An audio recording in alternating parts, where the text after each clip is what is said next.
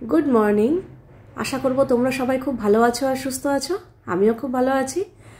আজ হচ্ছে 3 নভেম্বর, সোমবার। বাজে এখন ওই সকাল 8টার মতো। এখন কিন্তু আমার সকাল হয়নি, আমার সকাল শুরু হয়ে গেছে 6টার সময়।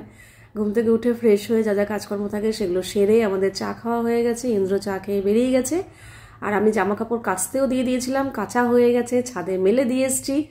মানে অনেক কিছুই হয়ে গেছে আর কি। বিছানা টিছানা তোলা, ঘর বাড়ি মোটামুটি পরিষ্কার। এবার আজকে আমি ডাইনিংয়ের ফার্নিচারগুলো পরিষ্কার করব। আগে না আমি একটা সময় ছিল যে প্রতিদিনই আমি সমস্ত ফার্নিচার পরিষ্কার করতাম, কিন্তু এখন আর সেই সময়টা দিয়ে উঠতে পারি না। তার মধ্যে এখন শীতের বেলা শুরু হয়েছে, মানে তত্তরিয়ে কীভাবে যে সময় পেরিয়ে যাচ্ছে দিনের বেলাটা মানে বোঝাই যাচ্ছে না। তো যাই হোক, এই জন্য ঠিক করেছি এক এক দিন এক একটা ঘরের ফার্নিচার ধরবো। তবে হ্যাঁ, ওই রুমের যেখানে টিভি থাকে ওই রুমের ফার্নিচারে তো কোনো ব্যাপারই নেই, একদমই সময় লাগে না। আর এই রুমে যেখানে ঠাকুরঘরটা সেখানেও খুব একটা সময় লাগে না। বেশি সময় লাগে হচ্ছে এই ডাইনিংটা, কারণ এখানেই ফার্নিচার বেশি। তো আর ধুলো, এখন শীতকাল পড়ছে, ধুলো কাকে বলে ওরে বাপরে বাপ। এই সময়টাই একটু মেনটেন করা খুবই টাফ। গরমকালে অতটাও অসুবিধা হয় না যতটা শীতকাল। শীত পড়তে না পড়তেই একদম দেখতেই পাচ্ছি একটা, মানে কি বলতো, টেবিলটা মনে করো এই মুহূর্তে মুছছি, আর টেবিলটা বেশি বোঝা যায়। টেবিল, তারপর ফোনটা মনে করো রাখছি, ঠিক আছে, আমি তো যখনই ইউজ করি তখন একটু মুছে নিয়ে ব্যবহার করি। ফোনটা রাখছি, রেখে কিছুক্ষণ বাদে ঘুরে নিয়ে যখন আবার ঘুরে এসে যখন আবার ফোনটা হাতে নিচ্ছি, দেখছি ফোনের ওপর একটা ধুলোর লেয়ার পড়ে গেছে। তাহলে ভাবো, যদি ফোনের মধ্যে সারাক্ষণ আমি ব্যবহার করছি, ওটারই যদি এরকম পরিস্থিতি হয়, তাহলে ঘরের বাকি আর জিনিসপত্রগুলোর কী হবে। টেবিলের কাজটাও ঠিক বোঝা যায়, যেমন যেখানে যেখানে কাজ আছে না, যেমন টিভি, তারপর টিভির সামনে যে একটা র্যাক আছে, তারপর ড্রেসিং টেবিল, এইগুলোতে ধুলোর লেয়ারটা পরিষ্কার বোঝা যায়। বাকি জিনিসগুলোতে অতটাও বোঝা যায় না। তো যাই হোক, ফার্নিচারগুলো মোছামুছি করছি। আর আমাদের যে ডাইনিং টেবিলটা না, এটা হচ্ছে ওই কী বলে, পিউ পলিশ না কি বলে, খুব সুন্দর, মানে অত বেশি খুব জোরালো ভালোভাবে মোছামুছি করতে হয় না, একটু ঝাড়লেই না চকচক করতে থাকে। কিন্তু সোফা বলো, খাট বলো, এগুলো তো আগের, ওই সময় এই পিউ পলিশ তখনও ওঠেনি। কাজে এগুলো একটু ম্যাট ফিনিশ আর কি, এগুলো একটু পরিষ্কার করতে সময় লাগে। তো যাই হোক, যখন আমি ডাইনিংয়ের সব ঝাড়পোছ করি তখন এই দরজাটাও করি, বাইরেটা ভেতরটা পুরো একটা হালকা ধুলোর লেয়ার, তারপর হালকা হালকা ঝুলঝুল পড়ে যায়। আর হ্যাঁ, এইটা এরকম তো ঝাড়পোছ করি, এবার মাঝে মাঝে কাপড় দিয়ে কলিন দিয়ে ভালো করে ডিপ ক্লিন করি, ওটা মাঝে মাঝে। কিন্তু রেগুলার যে পরিষ্কার সেটা কিন্তু আমি এইভাবেই করি, তাড়াতাড়ি হয়, সুবিধা হয়, আর পরিষ্কারও হয়ে যায়। আর দেখবি এমনি যে চারিপাশে ধুলো রয়েছে, এটা কিন্তু এমনি খালি চোখে বোঝা যায় না। দেখবে একটা আলো ফেলবে কিংবা যখন সূর্যের আলোটা পড়ে তখন পরিষ্কার বোঝা যায় আলোর মধ্যে ধুলোগুলো কীভাবে ঘুরে বেড়াচ্ছে। তো যাই হোক, এই রাস্তার পাড়ে বাড়িতে এটাই মুশকিল। রাস্তার পাড়েও কেন, যে কোনো শীতকালে ধুলো হবেই হবে। তো তোমাদেরও কাদের বাড়ি রাস্তার পাড়ে, আর কাদের বাড়ি রাস্তার পাড়ে না, তা সত্ত্বেও এরকম ধুলো ফেস করছো বলবে। এই পুজোর সময় আমি ফ্যানগুলো পূজাকে দিয়ে পরিষ্কার করেছি, আবার দেখছি ফ্যানের মধ্যে একটা হালকা লেয়ার পড়ে গেছে। আর সব থেকে বেশি ফ্যান নোংরা হয় হচ্ছে আমার ঠাকুরঘরের ফ্যানটা। জানি না কেন এই ফ্যানটা এত বেশি নোংরা হয়, অথচ ওই ঘরটা রাস্তার ধারে, ওই ঘরের ফ্যান অতটাও হয় না। ডাইনিংয়ের ফ্যান, আমি রান্না বান্না করি, ডাইনিংয়ের ফ্যানও খুব একটা নোংরা হয় না, অথচ ওই ঘরের ফ্যানটা যে কেন এত নোংরা হয় আমি না বুঝে উঠতে পারি না। আমি এখন আবিষ্কার করতে পারলাম না। পেছনের ঘর, তা সত্ত্বেও ফ্যানটা ওইখানে বেশি নোংরা হয়। যাই হোক, আর এদিকে তাতান উঠে পড়তে বসেছে অনেকক্ষণ আগেই। ও উঠলো কটার সময়, 7টা নাগাদ উঠেছে। কারণ আমি তো এখন ওর সাথে শুই না, এবার কখন ঘুমালো না ঘুমালো কিছুই জানি না। তবে পরের দিন সকালবেলা জিজ্ঞাসা করলাম, দেখলাম ও নিজেই অ্যালার্ম দিয়ে শুয়েছে। তা ভাবলাম না, তাহলে আমি আর ডাকবো না, কারণ কখন শুয়েছে আমি তো বুঝতে পারছি না। তো ওঠার পর জিজ্ঞাসা করলাম, বললো 4টার সময় শুয়েছে। তো আবার 7টারও আগে উঠেই পড়েছে। তো আজ থেকে ওর টেস্ট পরীক্ষা শুরু। আজকে বাংলা, কালকে ইংলিশ, তারপর এই তো পরপর আছে। শুধু 2টো ছুটি আছে, অঙ্ক পরীক্ষার আগে ছুটি আছে, আর ফিজিক্যাল সায়েন্স পরীক্ষার আগে ছুটি আছে। এছাড়া কোনো ছুটি নেই। তো আমার তো মনে হয় ইতিহাস পরীক্ষার আগে একটা ছুটি দেওয়া উচিত, কারণ ইতিহাস এত পড়তে হয়, তো সিলেবাসটাও বেশি থাকে, আর ইতিহাসে পড়তে তো বেশিই হয়, তো সময়টা কুলিয়ে উঠতে পারে না। তার মধ্যে পরীক্ষা দিয়ে আস্তে আস্তে প্রায় বিকেল হয়ে যায়, খেয়ে দিয়ে উঠতে। তো তারপরে একটু তো রেস্ট করবে, তারপরে সারা সন্ধ্যার পর আবার রাত জেগে পরে আবার সকাল হলেই পরীক্ষা। তো যাই হোক, দেখতে দেখতে মেয়েটা বড় হয়ে গেল। যখন ও ছোট্ট হয়েছিল সবে, তখন যখন আমরা মাঝে মাঝে আলোচনা করতাম ওর মাধ্যমিক, এই একটা সময় ও মাধ্যমিক দেবে, তখন বলতাম কি, ধুর এই তো সবে হলো, মাধ্যমিক এখনো বহু দেরি, দিল্লি এখন বহুত দেরি। আর সেই দেরি করতে করতে করতে দিল্লি পৌঁছেই গেল। ওর মাধ্যমিক পরীক্ষার সময়টা চলে এলো। তো যাই হোক, এই সময়টা আমিও ফেস করেছি, যা টেনশন হয় ওরে বাপরে বাপ। যাই হোক, ঠিক আছে।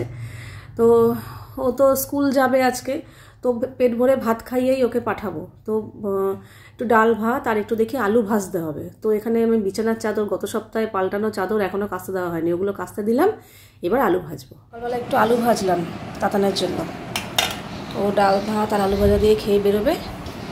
এখানে লেবুর জুসও হয়ে গেছে, এই তো। আর এখন বাসন কোসন মাজা হয়ে গেছে, এগুলো জায়গা মতো রাখবো। এদিকে তাতান স্নান টান সেরে খাওয়া দাওয়া হয়ে গেছে, মৌসুমি জুসটা রেখে দিয়েছি, পরে খাবে। এখন চুলটা বেঁধে দিচ্ছি, তারপর ও বেরিয়ে যাবে, তারপরে আমি সকালের খাবার খাবো। আমার জন্য আর এই কদিন, যেই কদিন ও পরীক্ষা দিতে যাবে সেই কদিন তো আর উল্টোপাল্টা কিছু সকালে রান্না বান্না করবো না, ওকে ভাত খাইয়েই পাঠাবো। তো কাজেই ওর জন্য ভাত করব সকালবেলা, আমি আর ভাত খাবো না। দেখি আমার জন্য কিছু একটা ব্যবস্থা করতে হবে, অন্য দিনের কথা বলছি, আজকে কিছু করতে হবে না। আজকে আমার আগের দিন রাত্রের খাবার রয়েছে, ওটাই গরম করে খাবো। তবে যদি রাত্রেবেলা রুটি ফুটি করি আমার জন্য করে রেখে দেবো। ওই আমার একার জন্য আর সকালবেলা আটা মেখে রুটি করা কিংবা রুটি বেলে রুটি করা আমার একার জন্য আর করবো না। আগের দিনে করে রেখে দেবো, ওই খেয়ে নেবো। আর যদি আগের দিন রুটি না খাই, পরের দিন ছাতু টাতু কিছু একটা দিয়ে চালাবো, এই ওর পরীক্ষার কটা দিন। তারপর তো ওর জন্য, আমার জন্য, দুজনের জন্য সকালের খাবার করতেই হবে। যাই হোক, ও এখন রেডি হয়ে বেরোবে, তারপরে আমি খাবো। খাওয়া দাওয়ার পরেও রান্নাঘর পরিষ্কার করা, তারপর ছাদে এই কাচতে দিয়েছি, একবার তো মেলে দিয়ে এসেছি কেচে, ওগুলো শুকিয়ে গেলে ওগুলো তুলবো, আবার এই বিছানা চাদরগুলো মেলে দিয়ে আসবো, সেটা পরে করব। তারপরে স্নান করা, পুজো করা, রান্না বান্না, ওরে বাবারে পর চলতেই থাকবে। সেই সকাল 6টা থেকে শুরু হয়েছে, কোনো বিরাম নেই, অবিরাম চলছে। শুধু মাঝখানে চা খেতে বসে কিছুক্ষণ সময় পাই, তাও কি ওই সময়টা আমি ওয়েস্ট করি না, ওই সময়টাও আমি ভিডিওর যে যতটুকু একটু কাজ বাকি থাকে সেগুলো কমপ্লিট করার চেষ্টা করি, কারণ এটাও তো তাড়াতাড়ি দিতে হবে। তাতান যদি আজকে পরীক্ষা না থাকতো, বাড়িতে থাকতো, তাহলে ওকেই দিতাম। এই যে কালকে রাতের চাও এইটুকু বেঁচে গেছে। এরকম বেঁচে থাকলে সকালবেলা চাউটা ওই খায়, খুব পছন্দ করে। তো যেহেতু পরীক্ষা, তো তাই জন্য এইসব আর দিলাম না, প্লেন ডাল ভাত খাইয়ে পাঠালাম। মনটাও শান্তি, কারণ আস্তে আস্তে অনেক বেলা হয়ে যাবে, পুরো 3 ঘন্টার পরীক্ষা, প্লাস যেতে আসতেও তো হাতে ঘন্টাখানেক সময় নিয়ে বেরোতে হয়। তো এরা এসে আবার দুপুরে ভাত খাবে, আর আমি এই চাউটা গরম করলাম, এখন আমি খাবো। মাঝখানে খেতে বসিনি, কারণ আমি না একটু শান্তি ধীরে সুস্থে খেতে পছন্দ করি। এবার ও বেরোবে হুড়োহুড়ি, মানে আমার দেখা গেলো খাওয়া হলো না, ওকে আবার চুল বেঁধে দিতে হবে, মানে এরমভাবে ভালো লাগে না তাড়াহুড়ো করে। এবার কিছু কিছু সময় উপায় নেই, খেতে হয়, কিন্তু উপায় যখন আছে না, ও বেরিয়ে যাক ধীরে সুস্থে, আমি এখন খাবো। এখন এটা খেতে খেতে একটুখানি মোবাইল দেখবো, তারপরে আবার ওখানে বাসন কোসন কিচ্ছু গোছানো হয়নি, তারপর সব আবার কাজে হাত দেবো। বাজে এখন 12:30 মতো, দেখতে দেখতে ঘড়ির কাঁটা যে কীভাবে দৌড়াচ্ছে, মানে কি বলবো। এই স্নানটা যদি আরও 1 ঘন্টা আগে আমার কমপ্লিট হতো, তখন আমার মনে হয় কি যে খুব ভালো হতো। যদি এরকম দেরি হয়ে যায় না, মনে করে যে এখন 12:30 বাজে, আমি মনে মনে ভাবছিলাম এটা যদি এখন 11:30 বাজতো, তাহলে আমি কি রিল্যাক্সে কাজ করতে পারতাম। কিন্তু আজকে কিভাবে যে দেরি হয়ে গেল, আসলে আজকে আমার এডিটের আপলোডটা করতে করতে না অনেকটা সময় লেগে গেছে। এক এক সময় এক এক রকম এত জ্বালায় না আপলোডে, কি বলবো।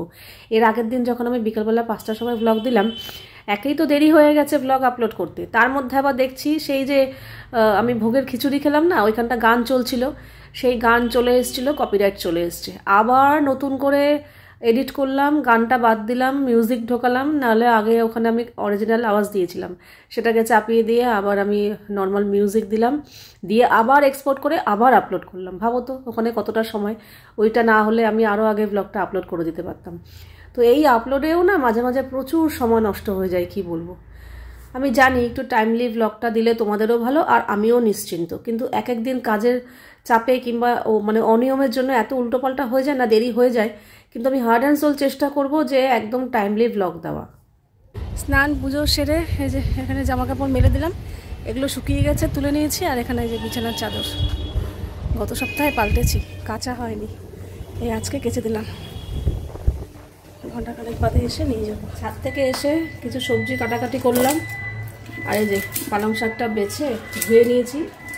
আর পালং শাক না আমি এইভাবেই কেটে ফেলি, পালং শাকটা অত বেশি না কুচালেও চলে, আর নরম শাক ধুয়ে নিই, ধুয়ে এইভাবে কেটে নিই।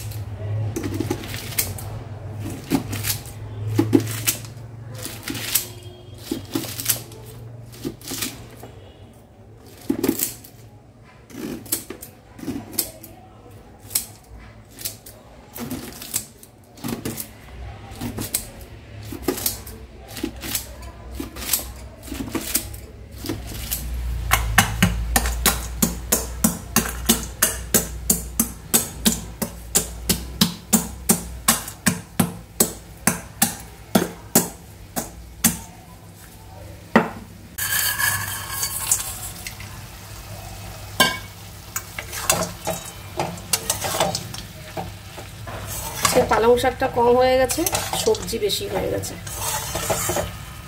গাজর, শিম, মূলো আর বেগুন দিয়ে পালং শাকের ঘন্ট। গাজরটা ইচ্ছা করে দিয়েছি। গাজর পালং শাকে অনেকেই দেয় না, কিন্তু যেহেতু একটু সবজি তো তাই দিলাম।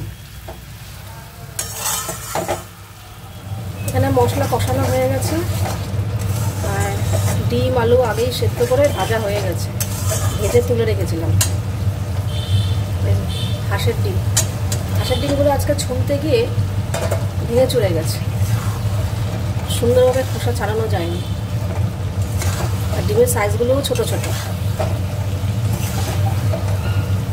এটা আর একটু কষানো হয়ে গেলে নামানোর আগে গরম মশলা দিয়ে নামিয়ে দেবো, ব্যাস।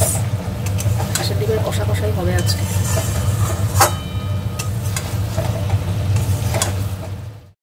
রান্নাবান্না হয়ে গেছে। রান্নার ব্লগ মানে কিছুটা তোমাদের সাথে শেয়ার করেছি, পুরোটা আর করিনি, কারণ তাড়াতাড়ি করে রান্নাটাও সারার ব্যাপার ছিল। তবে হ্যাঁ, একটা দিক নিশ্চিন্ত কি, স্নান পুজোটা হয়ে গেলে এই তাড়াটা থাকে না যে আমাকে আবার তাড়াতাড়ি করে সমস্ত কিছু সেরে স্নান করতে হবে, পুজো দিতে হবে, তারপরে খাওয়া দাওয়া, এর আগে যদি ইন্দ্র চলে আসে ওকে খেতে দিতে হবে, এই চিন্তাটা থাকে না।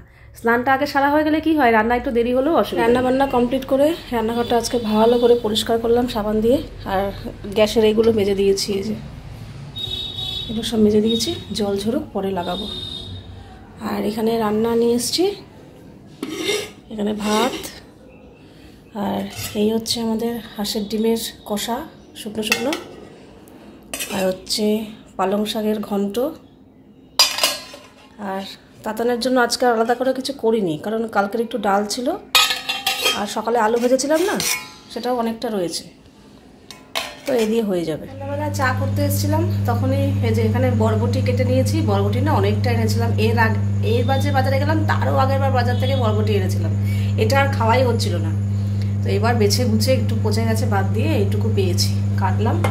আর এখানে একটু আলু কাটলাম, আর আটা মাখাও হয়ে গেছে। বরবটি আলু ভাজা আর রুটি হবে। আর আমার বাবু আবার দুধ দিয়ে গেছে, তো দুধটাকেও চাল দেবো। সন্ধ্যা থেকে আর কিছু ভিডিও করা হয়নি, কী বলতো, করিনি আর কি, তেমন কিছু করিনি। সন্ধ্যাবেলা সন্ধ্যাবাতি দিয়ে একটু বসে বসে মোবাইল দেখছিলাম, তারপর আবার নিচে মোটর চালাতে গেলাম, গিয়ে আবার মার ঘরে ঢুকলাম নিচে, গিয়ে ওখানে কিছুক্ষণ বসে বসে গল্প করলাম আমি একাই। তারপর ওপরে এসে আবার একটু মোবাইল নিয়ে বসলাম, তারপর চা খেলাম, তারপর এই তো এগুলো করলাম। এই করতে করতেই সময় চলে গেছে। তেমন একটা কাজকর্ম নেই বলা ভুল, জামা কাপড় রয়েছে ওখানে চেয়ারের মধ্যে, ওগুলো ভাঁজ করতে হবে, তো আলস্য করে আর করা হচ্ছে না। দেখবে দিনের বেলা না একটা কাজের একটা মানে এনার্জি থাকে, যে হ্যাঁ এটার পর এটা করবো, এটার পর ওটা করবো, মানে হুড়োহুড়ি ব্যস্ততা। বিকেলের পর থেকে না কেমন যেন একটা আলস্য চলে আসে শরীরে, মানে যেটুকু না করলে না, ওইটুকু না করলে আরও ভালো হয়, এরকম একটা। মানে সূর্যের আলোর সাথে এনার্জির একটা কিছু কানেকশান আছে। যতক্ষণ সূর্যের আলো থাকে ততক্ষণ কাজে একটা এনার্জি পাওয়া যায়, সূর্যের আলো চলে গেলে কাজের এনার্জিটাও লো হয়ে যায়, মনে হয় কি বসে বসে থাকি। তো এই হচ্ছে ব্যাপার। তো এখন এই আলু বরবটিটা ভাজবো, আর আটা তো মাখাই রয়েছে, ইন্দ্র আসলে তারপর রুটি করবো।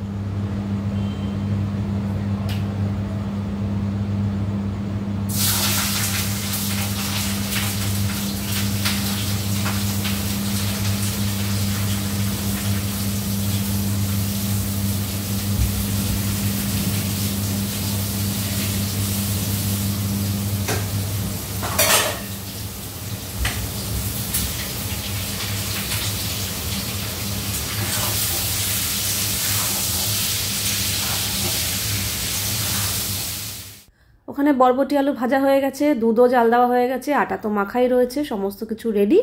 এবার ইন্দ্র আসলেই আমি রুটি করব। আর তাতানকেও বলেছি, তোরা যদি খিদে পায় বলবি, তোকে দিয়ে দেবো, তুই খেয়ে দিয়ে নিবি। কালকে হচ্ছে ইংলিশ পরীক্ষা, তো ইংলিশটা না দেখি ও খুব একটা টেনশন নেয় না, বলে ইংলিশ তো পড়ার কিছু নেই, ইংলিশ তো সব প্র্যাকটিস, গ্রামার প্র্যাকটিস, এই প্র্যাকটিস, ইংলিশ তো আর মুখস্থ করা কিংবা অঙ্কের মতো প্র্যাকটিসের ব্যাপার নেই, তো ইংলিশটা একটু রিল্যাক্সই থাকে। আজকে আর বলছে আজকে আর রাত জাগবো না, আজকে শুয়ে পড়বো। আবার তো কাল থেকে শুরু হবে যুদ্ধ, মানে যা যা সাবজেক্ট রয়েছে সব একদম কি বলবো, ওই একটু মানে বিরাম পাবে না আর কি। যাই হোক, তো এদিকে বললাম না, তখন চেয়ারে অনেক জামা কাপড় রয়েছে, তো ভাবলাম সেগুলো চলো ভাঁজ করে রেখে দিই, কারণ রোজের রোজ তো কাঁচা হবেই, আরও জমে যাবে, সে আমারই অসুবিধা।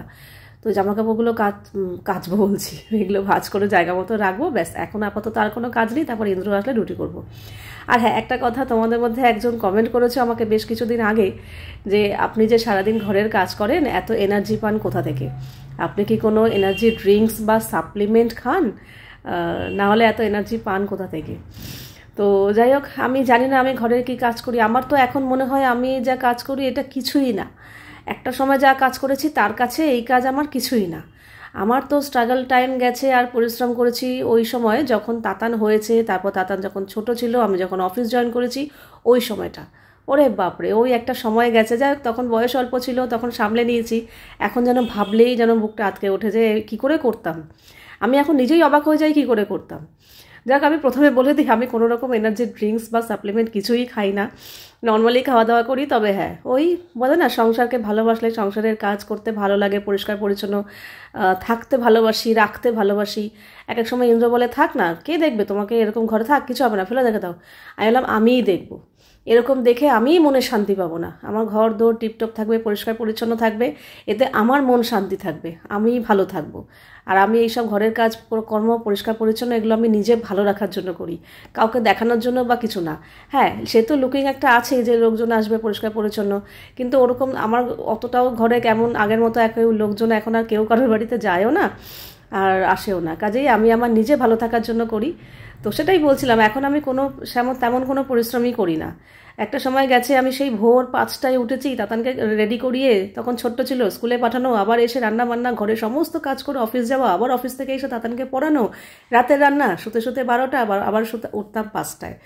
ওইটা সময় যে কিভাবে গেছে আমি এখনও ভাবলে ভয় লাগে। একটু রাত হয়ে গেল, 12টা বেজে গেছে।